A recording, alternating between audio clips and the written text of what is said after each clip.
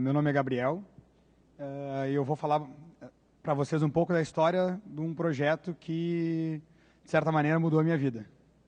E é um projeto open source, então acho que tem muita gente aqui que quer entender um pouco como um projeto open source pode virar um negócio, pode vir a crescer e se desenvolver então, em uma coisa grande. Então, pode passar. Primeiro, não sei se alguém aqui sabe o que é o Rocket Chat, ou já ouviu falar o que é. O Rocket Chat é uma plataforma de comunicação parecida, alguém talvez conheça o Slack, o HipChat, ou até o próprio Telegram. Mas a diferença é que ele é 100% open source. Tu é dono dos teus dados, é dono do teu servidor, tu pode modificar os clients, pode modificar o aplicativo desktop. Não sei se dá para ler aí de longe, mas aqui tem só algumas coisas das features de tu poder fazer file sharing, videoconferência, e ele é todo 100% escrito em JavaScript. Então, ele se tornou extremamente fácil de qualquer pessoa alterar, criar novas funcionalidades, estender, né, mudar como quiser, porque ele é toda uma linguagem, tanto usando Node no server, quanto usando JavaScript nos clients, usando Electron para fazer desktop, usando Cordova para fazer as mobile apps. E aí, eu vou falar então como é que um pouco mais da história. Primeira coisa que às vezes me perguntam é por que a gente criou, tipo, de onde é que surgiu a ideia de criar o Rocket Chat? Às vezes tu vê um projeto de sucesso e tu fica pensando se as pessoas planejaram tudo aquilo que aconteceu desde o início. E para nós, na verdade, não foi nada disso. Foi quase que por um acidente. A gente fez um projeto para um cliente, que era para poder fazer essas janelinhas chatas que ficam no site, às vezes, quando vocês visitam, e ficam pedindo para conversar com vocês, e vocês podem fazer perguntas sobre o produto. E a gente fez, e tinha ficado bom o suficiente, que a gente tinha gostado, e orgulhoso do que a gente tinha feito. E a gente pensou, por que a gente não compartilha esse software? E, de repente, vai ter algumas pessoas que vão poder olhar para o nosso código e dizer, não, está tudo errado, vocês deviam ter feito assim, ou isso não vai escalar por isso, por isso. E, basicamente, foi para receber um feedback da comunidade que a gente pegou e postou isso no GitHub. E um fato até engraçado, ou para mim me ensinou muita coisa, a gente fez o projeto ainda, era em 2014, e a gente decidiu que ia botar open source para as pessoas olharem.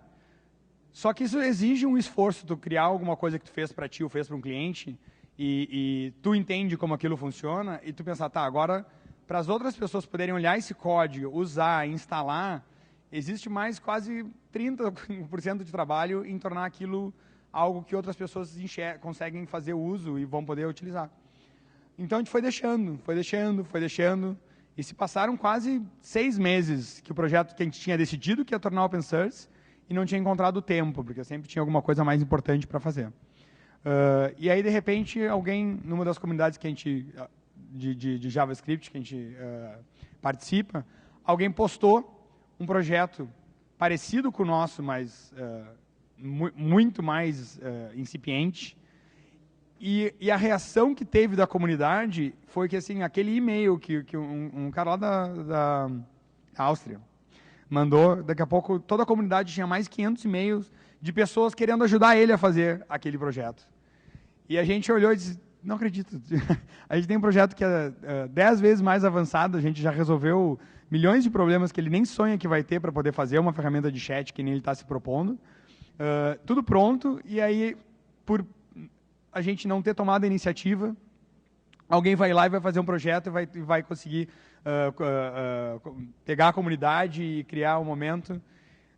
Aí a gente se juntou no escritório e disse, olha, vamos resolver isso, a gente não sai daqui enquanto isso não tiver publicado online para o pessoal ver. E aí viramos uma noite comendo pizza, tomando Red Bull, e assim surgiu o nome, surgiu tudo meio na pressa, e assim surgiu o Rocket Chat. E o que aconteceu foi que deu um boom muito maior do que a gente esperava. Não sei se vocês conhecem Hacker News e Product Hunt. São 2 sites lá, bem famosos um de notícias sobre desenvolvimento e, enfim, tudo relativo à internet. E o Product Hunt é uma lista meio curada de produtos. E aconteceu que 4 dias, acho que depois que a gente colocou o site no ar, só para as pessoas olharem e nos darem um comentário, a gente ficou na capa do Hacker News por algumas horas no topo e no Product Hunt também. Isso deu para a gente...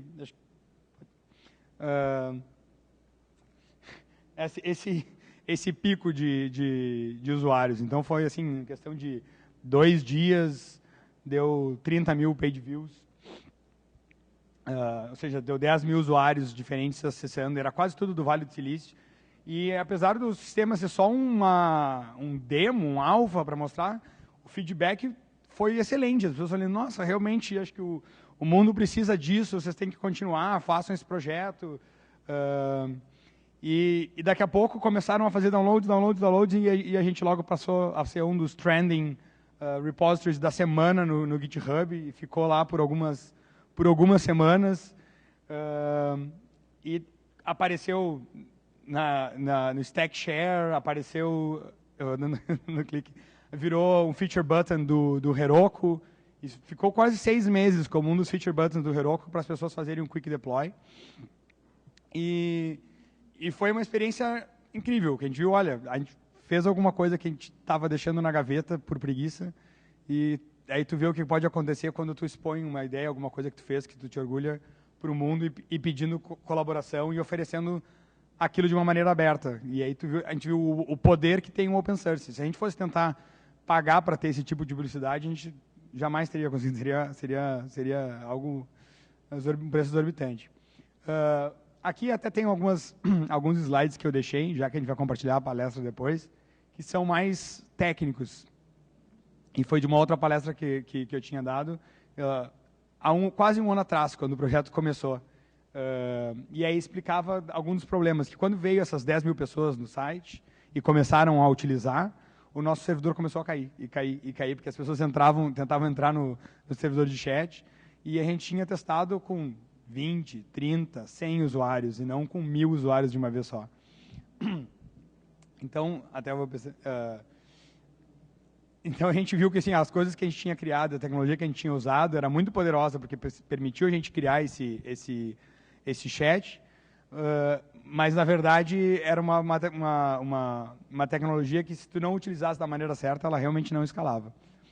Eu não sei até o perfil aqui, o quanto as pessoas são desenvolvedores de JavaScript, mas eu vou pedir, de repente, para passar esses slides mais rápido que tem o próximo, que é explicando como é que a gente arrumou algum desses problemas. Então, nosso sistema ele usa uma coisa que é o que a gente chama de merge box. Ele sabe os dados que dão na tela de cada usuário enquanto eles estavam logados. E isso, quando tu começa a aumentar para 1000 usuários, se provou extremamente caro em questão de CPU e memória.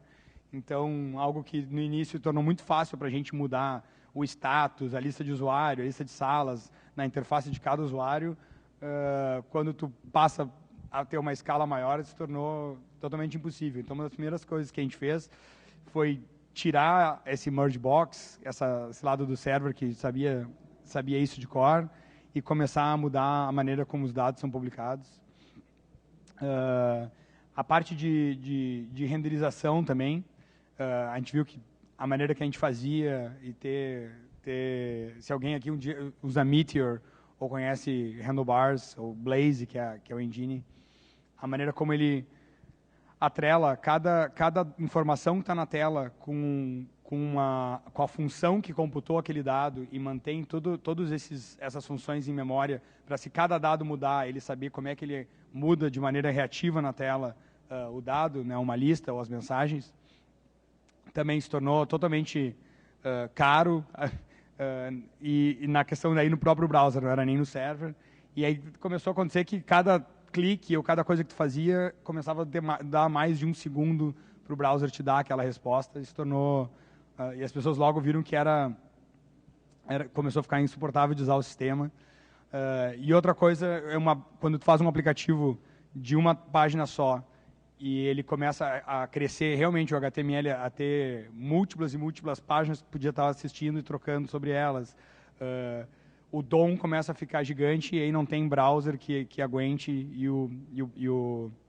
mesmo que muita gente simplesmente esconde o que tu não está vendo, mas se aqueles elementos continuam no DOM do teu navegador, eles continuam ocupando memória, eles continuam sendo avaliados quando muda CSS, alguma coisa. Então a gente criou uma maneira de fazer isso que se chama off-DOM. É uma tecnologia até antiga, mas a gente já tinha visto usar. Que tu renderiza, tu cria os objetos de JavaScript, de HTML só em memória, pode renderizar o teu template e funciona tudo igual, e só quando tu termina, tu anexa esse objeto que só estava em memória na tela. E quando tu vai trocar de uma aba para outra, em vez de tu só dar um esconder, só mudar a visibilidade do elemento, como a maioria dos frameworks faz, tu pode desanexar ele da tela. E aí ele realmente para de interferir com todo o processamento e com a memória da tela. Isso fez uma diferença, tipo, algo que estava demorando segundos para fazer um swap de uma sala para outra, passou a levar 50 milissegundos.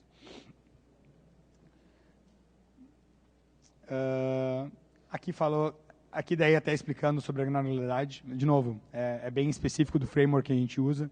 Se alguém tiver curiosidade, pode depois baixar a palestra e ver como a gente tirou o fato de, às vezes, não te interessa cuidar de cada elemento da tela, como ele é renderizado, mas tu pegar um objeto pai e dizer, se esse objeto pai mudar em qualquer coisa, é mais barato eu renderizar toda essa parte da tela do que eu ficar preocupado exatamente com cada ponto da granularidade. E aqui tinha os exemplos de como a gente foi alterando. E algo que levava 7 segundos, depois passou a levar... Vamos indo mais adiante. 1 segundo e meio. Tipo, só por tu diminuir e não se preocupar com cada elemento do DOM. E aqui tinha um dos motivos, hoje em dia muita gente discutindo quais frameworks usar, e um dos motivos que a gente escolheu o Blazor, ele torna extremamente fácil para as pessoas colaborarem no projeto.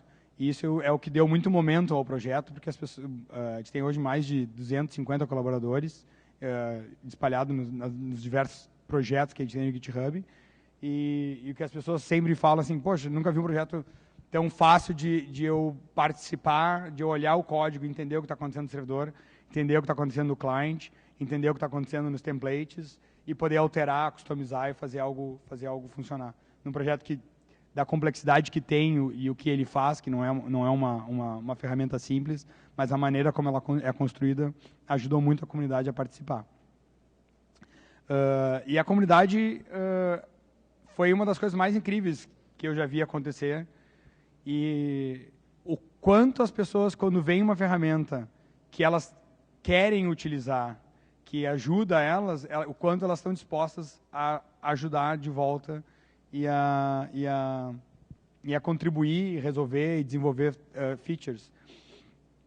Então, uma das primeiras coisas que aconteceu foi o Pierre, ele é dono de uma empresa de hospedagem na França, e ele olhou o projeto e a primeira coisa que disse, olha, eu posso fazer um container Docker para vocês, e eu conheço o pessoal da Docker, e eu falo para eles o quanto tá legal o projeto, e faço com que eles publiquem nas imagens oficiais do Docker. O Docker, para quem não conhece, quem não ouviu falar, quem conhece o que é o Docker aqui? Tá bom. Enfim, então vocês sabem o quão revolucionário está sendo, quando tem uma onda gigante mudando a maneira de fazer deploy de sistemas agora utilizando o Docker.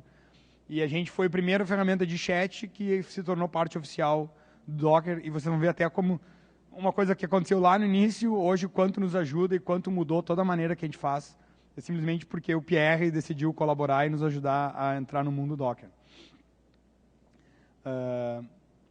A gente também, logo começaram a aparecer pessoas ajudando a gente a fazer o app para Electron.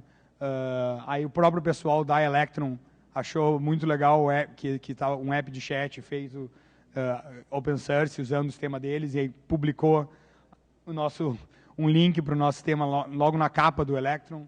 E só isso começa a dar esse efeito bola de neve e nos trazer mais pessoas para o nosso site, para o nosso projeto, e mais gente achando o projeto legal e se dedicando, passando a colaborar. E daqui a pouco começaram a aparecer features novas, que até no início a gente se espelhava em outros sistemas, e o pessoal foi indo além, e porque às vezes tu tem um sistema fechado, tu tem uma ideia de uma feature fantástica, e tu vai lá e diz para eles fazerem, e aí fica esperando, e daqui a pouco às vezes passam anos e não é de interesse, de repente, ou não compartilhe na tua visão o time que está desenvolvendo. Mas num projeto open source, se tu tem uma feature que tu realmente acredita que é muito legal, tu pode implementar e fazer um pull request. E assim foram surgindo muitas features e muitas configurações do Rocket Chat que às vezes a gente nem pensava, nem estava no nosso roadmap. E que começou a tornar a gente, às vezes, muito melhor do que os produtos proprietários que a gente começou se espelhando.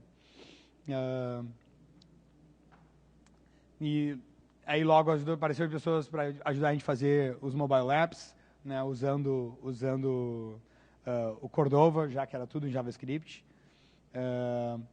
A gente começou a usar o WebRTC, também na mesma visão de usar o que já tem na web, o que já tem pronto, e ser uma plataforma que vai utilizando desses padrões.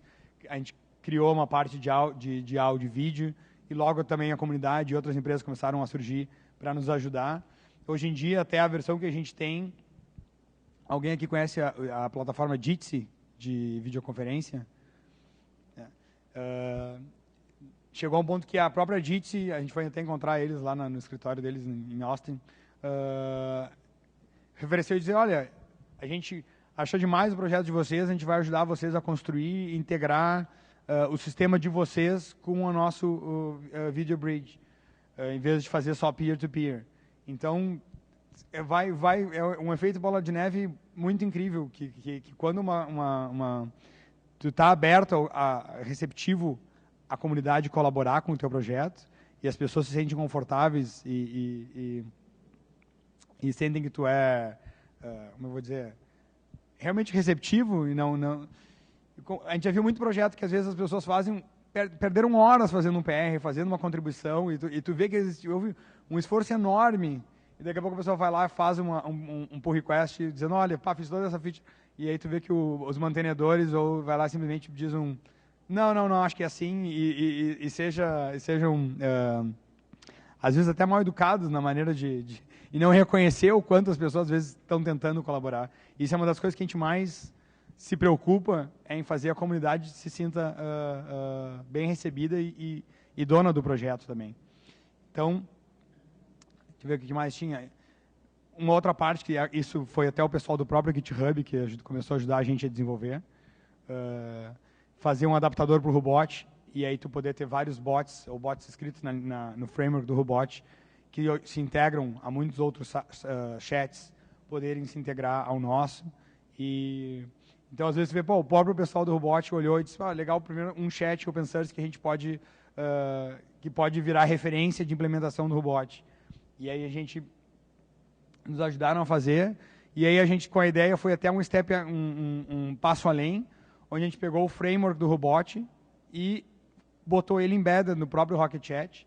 Então, em vez de ter que rodar como 2 servidores diferentes, tu pode pegar os próprios scripts de Robot e rodar eles internamente.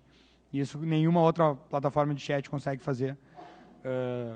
E, óbvio, tem casos de uso onde tu não vai querer fazer isso de maneira nenhuma, mas tem muitos casos onde tu simplesmente quer uma integração com GIF, tu quer fazer um robotzinho que vai te buscar meteorologia, e tu não quer levantar um outro serviço em uma outra porta e configurar e ficar mantendo só para ter algumas integrações básicas. Então, a gente consegue rodar tudo isso de dentro do próprio processo. E aí nosso bot, no final, ele se chamava RocketBot e a gente renomeou para Rocket Cat. Aqui alguns exemplos do que pessoas começaram a fazer com o bot, desenvolver integrações novas dentro do nosso sistema. Uma das preocupações principais foi fazer um sistema que fosse feito de pacotes e fosse modular, e os pacotes fossem utilizando uns aos outros para construir. Dessa maneira, qualquer pessoa que quisesse adicionar uma nova aba, uma nova funcionalidade, eles poderiam simplesmente construir plugins e instalar no sistema na versão deles. Isso se provou extremamente útil e extremamente importante para a adoção, porque muitas pessoas olham o teu projeto e dizem, mas eu queria só mais essa feature, ou só mais isso. E se tu obriga que a pessoa tem que mudar o código da tua aplicação para conseguir aquela nova feature, aquela funcionalidade extra, às vezes se é alguma coisa que tu não vai querer manter, ou eles não vão querer fazer um pull request de volta, porque é alguma coisa muito específica do caso de uso deles, tu torna inviável. Mas se tu cria um modelo de pacotes de plugins, tu consegue ver que a gente tem várias versões do Rocket Chat que as pessoas pegam o nosso código e simplesmente adicionam seus próprios plugins e as suas próprias extensões. E aí o sistema começa a atender muito mais casos de uso do que a gente imaginou inicialmente. Aqui, por exemplo, é um onde, não tem o resto da tela, mas tu pode estar discutindo o código com alguém, ou abriu o robô do GitHub e avisou no meio da tua conversa que alguém fez um pull request ou alterou algum arquivo. Tu pode pedir para o chat te mostrar aquele arquivo, e aí ele mostra uma tela de edição, e tu pode commitar dali de dentro, ou arrumar alguma coisa dali de dentro, tentando evitar que tu fique tendo que ir para outros sistemas. Enfim, logo a gente já estava traduzido para mais de 30 línguas. Então, tu imagina o quanto pessoas do mundo inteiro ficaram sabendo e tiveram dispostas a dedicar horas, às vezes, porque são mais de 1000 frases, para tu traduzir. E a gente usa essa ferramenta chamada LingoHub. Se alguém tem algum projeto open source, a gente testou algumas ferramentas e essa foi a que mais nos agradou. É a única que a gente viu que ela integra muito bem com o GitHub e faz todas as alterações, transforma num pull request, commita o código de volta. Então, tu tem um tracking não só no próprio app deles, do que foi feito, para poder fazer rollback, mas no teu próprio código, todas as alterações de língua, criação de novos strings são feitas através de pull request e de commits. E a nossa comunidade continuou crescendo. Aqui era só ainda lá no início, mostrando os primeiros dias do projeto ainda, estava nos primeiros meses do projeto, e continuava crescendo, e cada vez mais ia dando segurança, que a gente via, a gente está fazendo alguma coisa certa, não foi simplesmente uma notícia que teve uma certa importância e o pessoal olhou, achou legal e desapareceu. A gente percebeu que realmente existia um trend e ele ficou muito bem estável.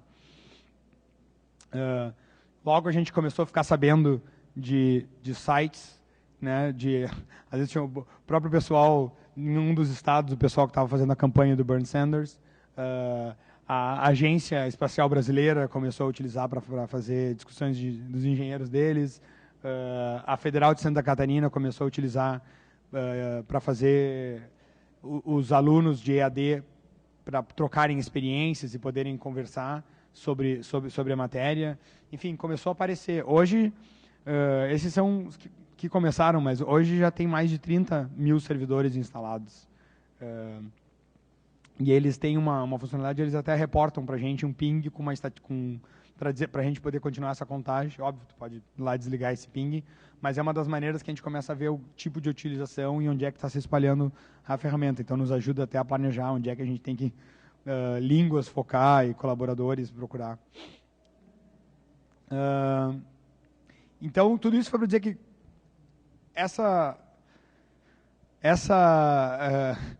esse acidente e a maneira que as coisas foram acontecendo, a gente chegou na visão do projeto depois de ele já ter um certo grau de visibilidade e ter atingido um público relativamente grande. Foi aí que a gente percebeu assim, mas tu começa a pensar, por que tudo isso está acontecendo sem eu ter planejado, por que está dando tão certo?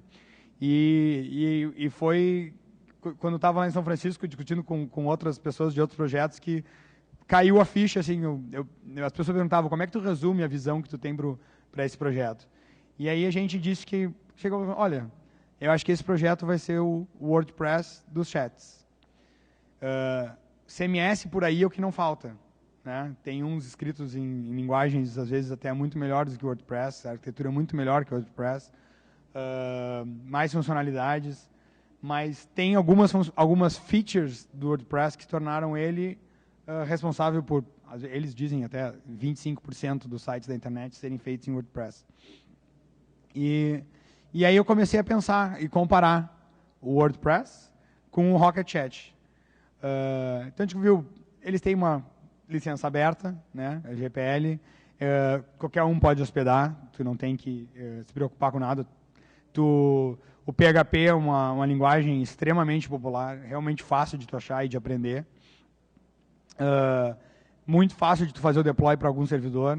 Tu simplesmente, né, faz aquele FTP para um diretório que roda o PHP e que tiver MySQL, que quase todo provedor tem, tu está rodando.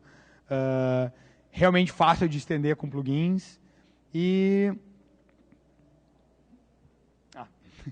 E tu pode, né, cheio de temas, tu pode botar o teu white label, botar a tua marca, fazer o que tu quiser.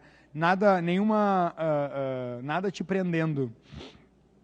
E também tem lugares, centenas de milhares de lugares para tu hospedar. Não precisa ser com a WordPress. Tu pode usar o WordPress.com se tu quiser.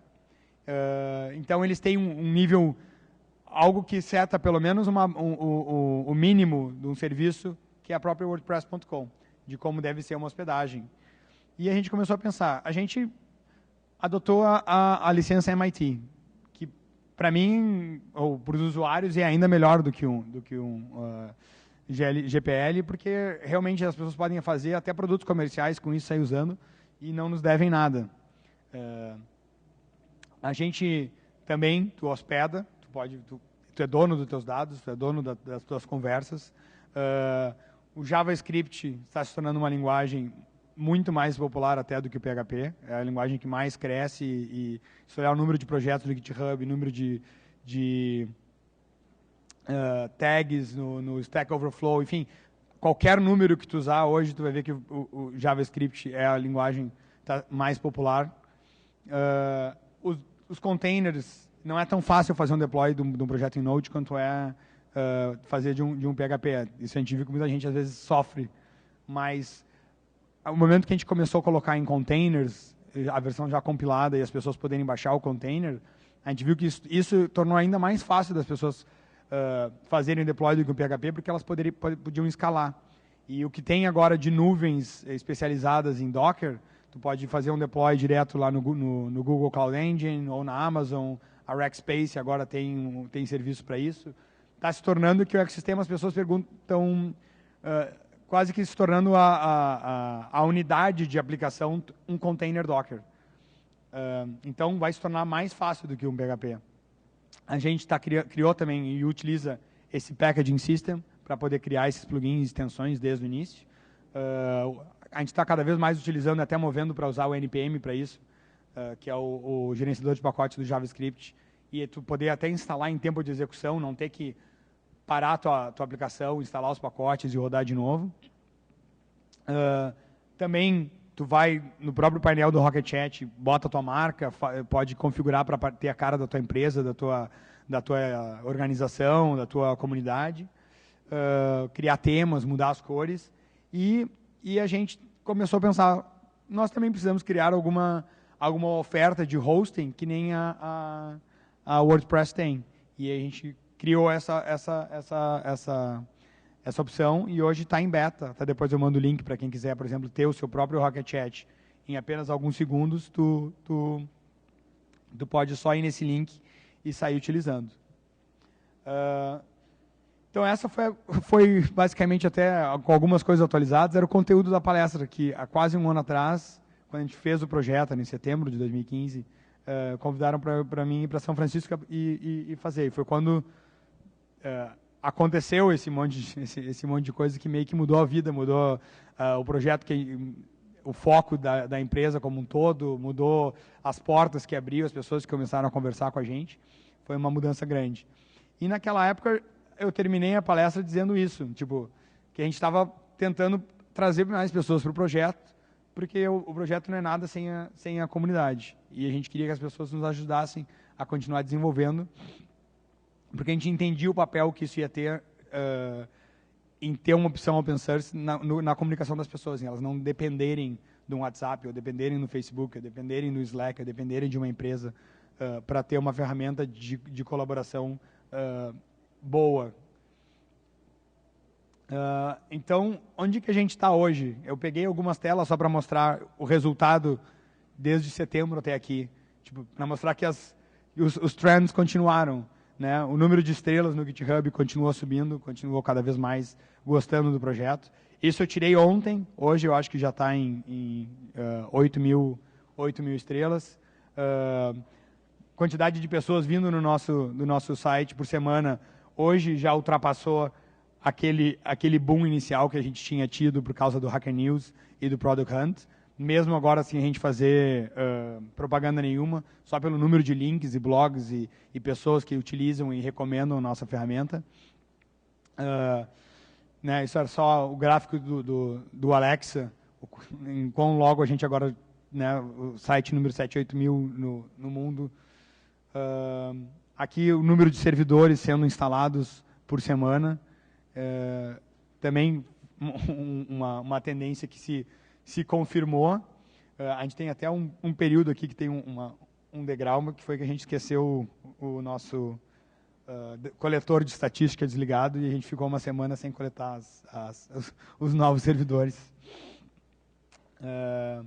Aqui estava o gráfico, a gente lançou mais tarde do que o própria aplicação, a versão de mobile, por exemplo, isso é só o gráfico do iTunes, de quantas sessões de usuário em cada mês. E esse é um dos motivos, por exemplo, o Docker, porque a gente foi um dos primeiros chats, ou foi o primeiro chat, acho que até agora não tem outro, sendo um container oficial. Quando a gente viu que eles foram fazer a DockerCon esse ano, eles perguntaram se podiam nos listar como um dos publishers especiais deles. E aí tu vê o nome de um projeto open source que tu criou e era só não uma brincadeira, mas uma experiência. E daqui a pouco, um ano depois, tu tá junto com esses outros logotipos de projetos que a gente admira e conhece e usa, dá uma certa mexida com a gente vê o quanto as coisas podem mudar de uma hora para outra. E tanto que aquele projetinho oficial, né, da container oficial que o Pierre criou, meses depois já tinha quase, né, mais de 500 mil de pools de gente que tinha instalado ele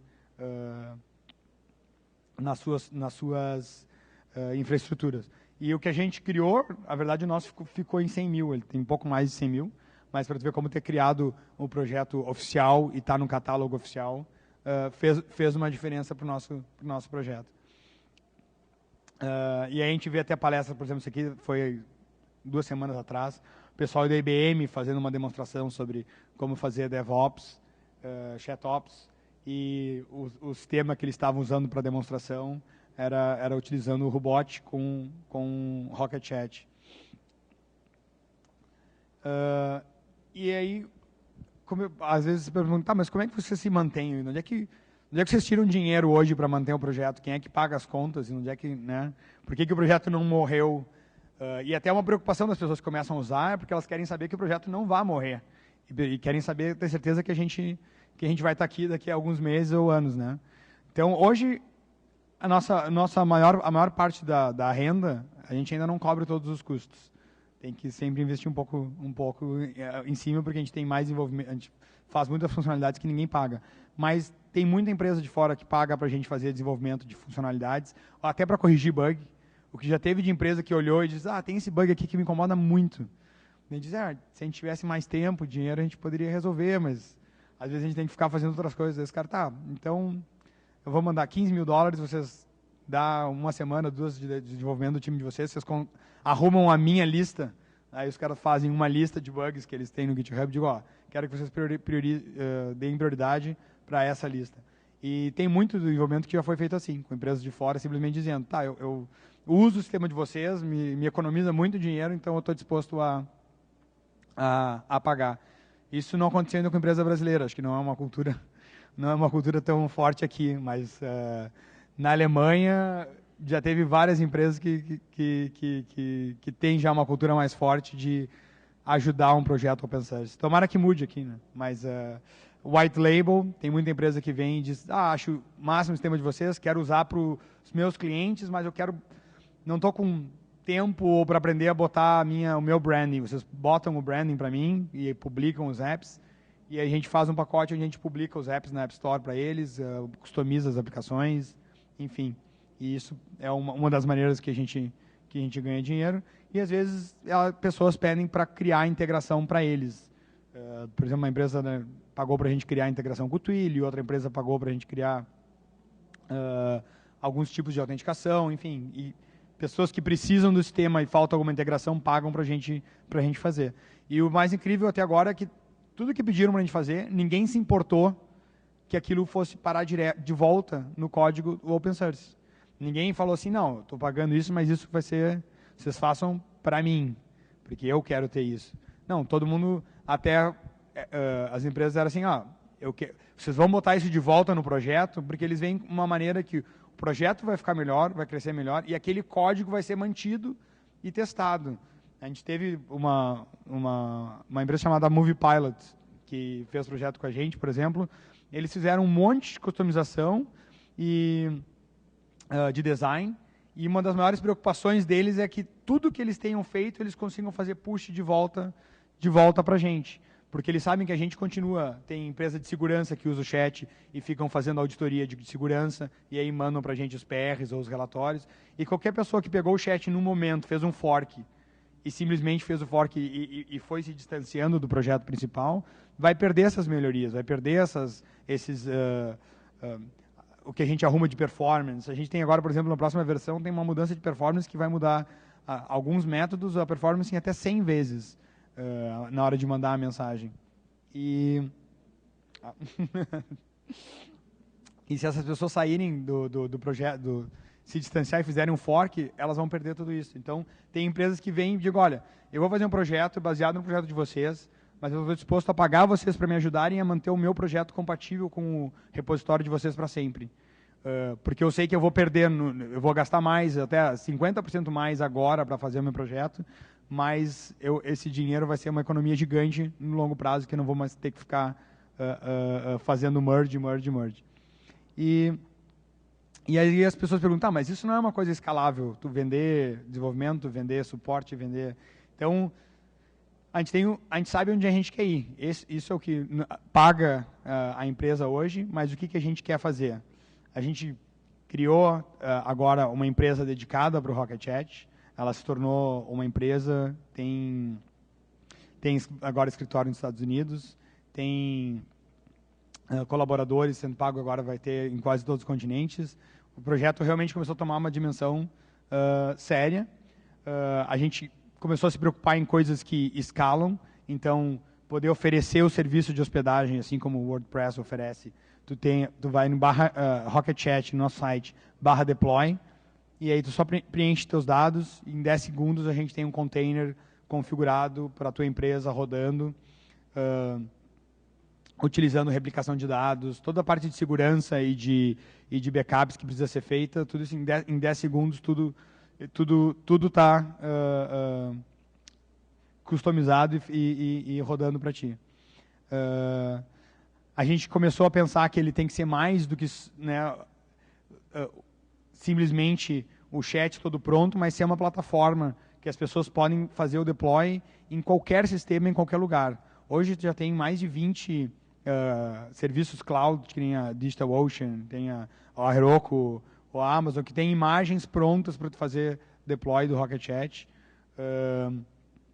ou maneiras de tu fazer um click deploy, ou listado no catálogo de apps deles, porque eles viram que existe uma demanda muito grande de pessoas querendo utilizar essa ferramenta na cloud deles. E a gente começou a fazer, tentar otimizar ele para rodar até num Raspberry Pi ou num Arduino, para ser realmente se alguém está pensando em ter um servidor de comunicação em tempo real, que pense, por que eu não vou usar esse código e construir a minha aplicação em cima disso? E isso, o nosso próximo passo, onde a gente vai estar investindo o tempo, é agora em fazer que não os chats sejam simplesmente um servidor onde aqueles usuários vão estar se comunicando, mas que todos os servidores de Rocket Chat, o que estiverem usando a plataforma, sejam capazes de falar um com o outro. Da mesma maneira como funciona o e-mail. Tu tem um servidor de e-mail da tua empresa, tu pode mandar e-mail para as pessoas da tua empresa, mas tu não quer mandar e-mail só para quem está na tua empresa ou na tua comunidade, né? Tu quer poder se comunicar com pessoas do mundo inteiro, mesmo que tu tenha o teu servidor de e-mail. Então, a gente acha que a parte de chat tem que ser a mesma coisa. A gente tem que poder implementar a parte de federation, que já é um problema velho e já teve outras implementações que tentaram resolver isso, com um certo sucesso, XMPP, enfim, IRC. Só que a gente está olhando isso de um ponto de vista novo, de quem não tem um sistema legado para manter, e reescrevendo isso de uma maneira fácil de ser implementado e uma maneira fácil de fazer um deploy. Então, a ideia é que qualquer organização, qualquer comunidade possa adicionar por e-mail um usuário de um outro servidor e os servidores se comuniquem. O servidor veja, esse usuário é do domínio X. Vou tentar achar o DNS, quem é o servidor de chat desse domínio, fazerem um handshake, criarem salas compartilhadas. Então, a ideia é que tu possa compartilhar salas com N servidores. Cada servidor, que nem um servidor de e-mail, tem o seu histórico, tem uma cópia de todo aquele transcript, vai controlar o acesso dos usuários do seu domínio. E isso a gente acha que vai resolver muitos, eu sei que vai resolver muitos problemas que estão por vir, que a maioria das pessoas nem percebeu quando usam o WhatsApp para uma comunidade ou uma empresa, o quanto quando tu termina, alguém sai daquela comunidade ou sai daquela empresa, tu não tem hoje uma maneira de desligar aquela pessoa, porque aquela pessoa está com o WhatsApp e é uma coisa pessoal, ela está em vários grupos, ou até no Slack, um funcionário teu vai estar vai ter vários outros Slacks de outras empresas participando de conversas. E aí tu vai fazer o que? Cada vez que alguém sai ou desliga, tu vai ter que ir para cada um dos teus clientes ou das comunidades que aquela pessoa te representa, avisar que eles têm que tirar ela, ou que aquela pessoa não deve mais ter acesso, ou ela não te representa mais. Se tu tem um modelo mais parecido com e-mail, cada servidor é um gateway, é uma porta de entrada para essa rede. Para tu falar em nome daquela entidade, tu tem que entrar no servidor daquela entidade. Se tu não pertence mais àquela entidade, ela pode te cortar, e aí tu não tem mais como falar em nome daquela entidade. E a gente viu, com certeza, vai ter servidores pessoais, servidores de tudo que é tipo sendo iniciados, e eles têm que todos se falarem. Então, tu vai ter o teu perfil pessoal em algum servidor público e o teu perfil na empresa, de repente, ou na comunidade que tu participa, em outro servidor. E outra coisa é a parte de plugins. Hoje, de certa maneira, ainda é difícil instalar os plugins, apesar de eles serem JSONs que tu pode passar de um para o outro. Mas a ideia que a gente está criando vai ser um bot store, um application store, onde cada um que tiver um Rocket Chat instalado, tu pode ir na tela de admin, selecionar, criar plugins e publicar para os outros verem, pode instalar esses plugins, configurar, os plugins vão ter níveis de acesso que o autor vai dizer, olha, esse plugin para rodar precisa desse nível de acesso. E qualquer plugin tu vai poder olhar no código-fonte dele, ver o que ele faz e decidir se tu quer rodar ele no teu servidor de chat ou não. E vai ser basicamente a mesma coisa que os bots do Telegram ou os bots do Slack, só que o nosso, por ele poder rodar o script numa VM internamente, ele pode fazer muito mais coisas do que os bots de hoje. E, enfim, esse é o time. A gente é hoje 8 pessoas, ou eu tirei alguém, e mais de 250 pessoas que colaboram nos nossos repositórios no GitHub. Tá. E, de novo, vou terminar a palestra dizendo que a gente quer a ajuda de vocês, quer a ajuda da comunidade, quer a ajuda de pessoas que estejam dispostas não só a usar o Rocket Chat, mas uma vez que elas comecem a usar, tenham ideias, que elas tentem mexer, tentem arrumar o que elas não gostam, tentem estender, criar uma nova funcionalidade, porque é assim que essas ferramentas evoluem, é assim que elas ficam melhores, é assim que elas conseguem ser muito melhores do que as ferramentas proprietárias. E eu disse, para mim, às vezes, o que eu digo, o que significou o Rocket Chat. Uma vez a gente estava falando com um cara do Japão que estava ajudando a fazer o aplicativo Android, e eles chamam algo que eles chamavam de Ikigai, que é quando tu encontra algo que é a tua missão, a vocação, a tua paixão e algo que tu faz bem, quando tudo aquilo se encontra no meio, só tu não sente mais que está trabalhando, simplesmente está realizando um sonho. E acho que isso faz com que a gente, às vezes, consiga trabalhar 16 horas, o Rodrigo também, e sábado e domingo no projeto, porque cada vez que a gente vê os lugares onde esse chat está começando a ser utilizado, universidades e instituições, e a gente começa a ficar cada vez mais, pô, a gente está fazendo alguma coisa que está melhorando a vida de muita gente, com alguma coisa que a gente está gostando de fazer, e é uma sensação muito, muito boa. Então, obrigado. Esse é o Rocket Chat. Para mais detalhes, a URL é exatamente como o nome. E depois, é só para dizer que a gente estava fazendo um sorteio do Raspberry Pi. Se alguém for lá seguir esses 3 passos, que é tirar uma selfie lá no nosso stand e nos dar uma estrelinha no GitHub, a gente vai estar sorteando no final de sábado um equipamento, mais camisetas e também talvez tenha uns moletons, que nem esse que eu estava usando. E é isso. Não sei se eu falei demais e se tem tempo para perguntas. Pode? Acho que sim. Alguém tem alguma pergunta? Nada. Então eu vou fazer perguntas para vocês. Quem já tinha utilizado o Slack, ou o HipChat, ou conhecia essas ferramentas? Metade, um pouco menos da metade. E quem sabia que existia ferramentas alternativas open source do tipo do Rocket Chat?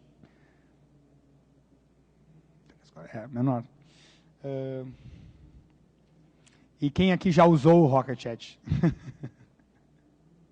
Os mesmos Rocket. Tu já usou também. E quem aqui gosta do Rocket Chat? Agora levanta. Não sei. Diga.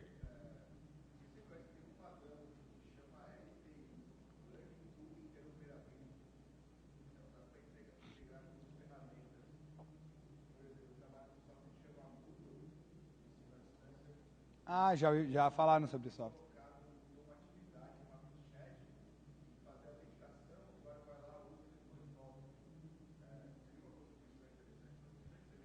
Seria, porque não é o primeiro que fala dessa aplicação e um dos casos de uso mais frequentes que a gente tem visto é ensino à distância. A Federal de Santa Catarina foi para fazer o curso de ensino à distância. E para eles foi bem bom porque o assunto do ensino à distância que eles fizeram era para professores, não era nem para alunos. Para como lidar com estudantes que estão tendo problema com drogas e vício. E então era para os professores, além deles lerem e terem serem ensinados do que eles devem fazer ou do que se sabem, eles acharam muito bom eles poderem entrar numa sala de chat e trocar experiência. Estou tendo um problema assim, eu tenho um aluno que está fazendo isso, o que será que pode ser?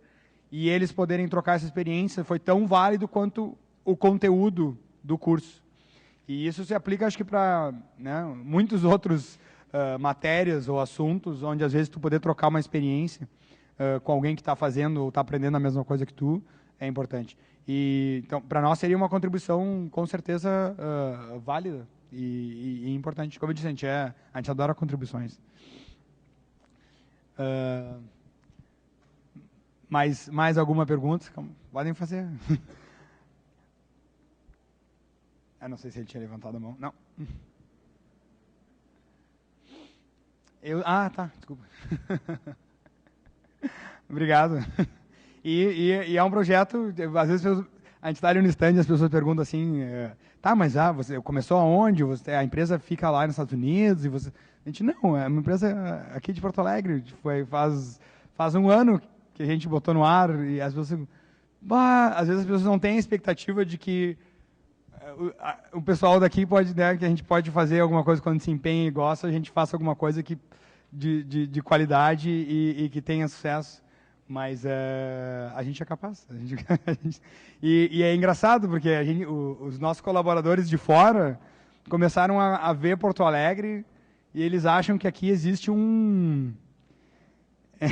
eles ficam impressionados, eles assim, mas como é que, aí no Brasil, tal, no sul, num país de certo, terceiro mundo, e tem tantos gêniozinhos, ou como é que fazem alguma coisa tão incrível Então, está dando um certo respeito na comunidade por Porto Alegre, né, pelo Brasil, e por Porto Alegre pelo Sul, aqui, nossas faculdades de informática.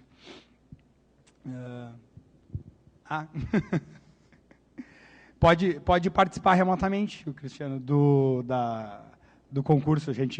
Se alguém ganhar o Raspberry Pi e não tiver aqui na hora que a gente for fazer o sorteio, eu boto no correio, não tem problema.